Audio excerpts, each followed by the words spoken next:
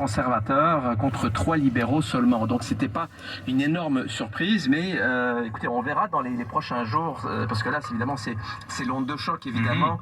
Ça met un peu mal à l'aise, bien sûr, certains juges de la Cour suprême des États-Unis. Bon, on le sait, Monsieur Roberts, donc le juge en chef, lui demande une enquête, parce que, bon, effectivement, il dit c'est vrai, c'est bien un document qui est réel, sauf que, bon, il y a des implications. Là, comment ça se fait que un tel document a pu se rendre comme ça dans les pages d'un média comme Politico ici à Washington? Donc ça dérange beaucoup, je vous dirais. Est-ce qu'on a une idée de qui pourrait être à l'origine de la fuite? Parce qu'il y a vraiment deux théories là, concurrentes qui circulent. Est-ce qu'on peut avoir une idée de qui a voulu provoquer cette fuite-là? Ben, c'est un peu à qui profite le crime, dans le fond, en quelque sorte, parce que, bon, là, évidemment, les républicains, même s'ils sont quand même relativement contents de ce projet de décision, ben, ça vient un petit peu leur mettre des bâtons dans les roues pour certaines batailles politiques qui sont en train de se faire, par exemple, dans les primaires. Il y a des candidats qui sont plus pro-choix que d'autres.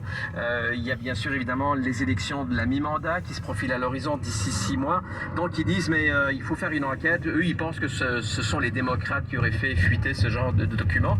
Et les démocrates, eux, ben, évidemment, sont bien sûr choqués non seulement par la décision, mais aussi par le fait que ce soit rendu dans les médias. Maintenant, il y a comme deux coins à cette histoire-là, deux côtés, si vous voulez, parce que, en même temps, pour les démocrates, oui, c'est dommageable, mais en même temps, ça permet aussi peut-être d'énergiser la base démocrate. Et d'ailleurs, tout à l'heure, on avait le président Biden là, qui est sorti, bon, il a sorti un communiqué de presse en disant, bon, ben, on va tout faire pour essayer de se battre contre cette décision qui nous permettrait de revenir en arrière de 50 ans. Monsieur Biden qui dit c'est une question d'équité de base pour toutes les Américaines.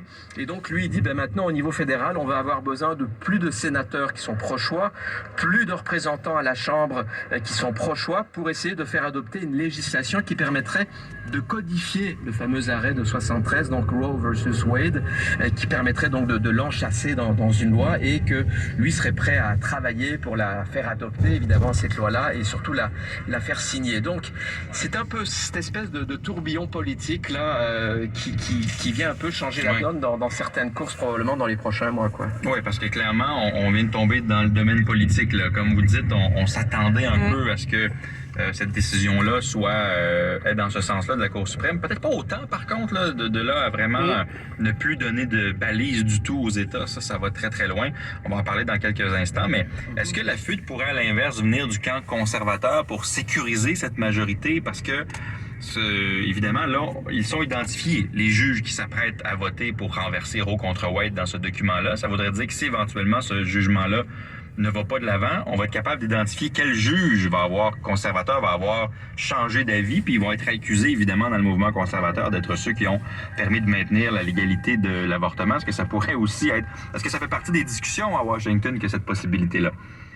Ben, c'est une détail évidemment qui court là, dans les différentes coulisses du pouvoir. Ici, c'est sûr que bon, parfois c'est des ballons d'essai comme ça, on laisse fuiter quelque chose, puis là, on regarde un petit peu les réactions. Ça permet de jauger vraiment l'impact de ça.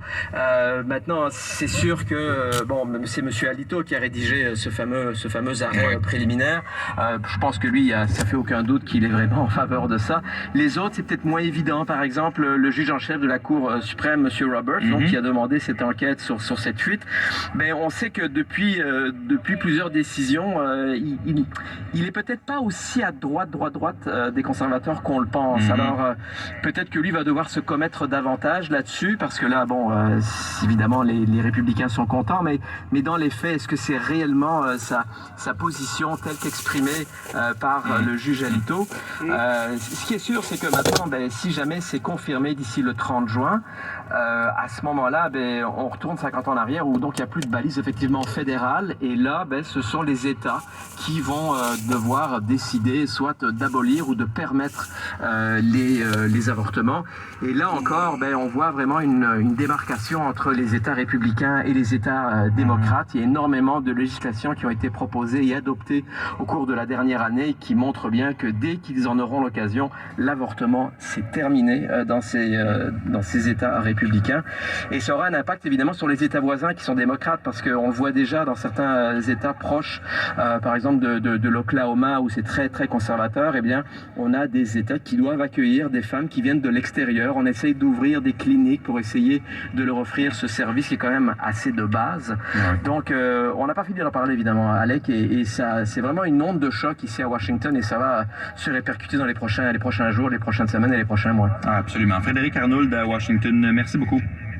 Au plaisir. On poursuit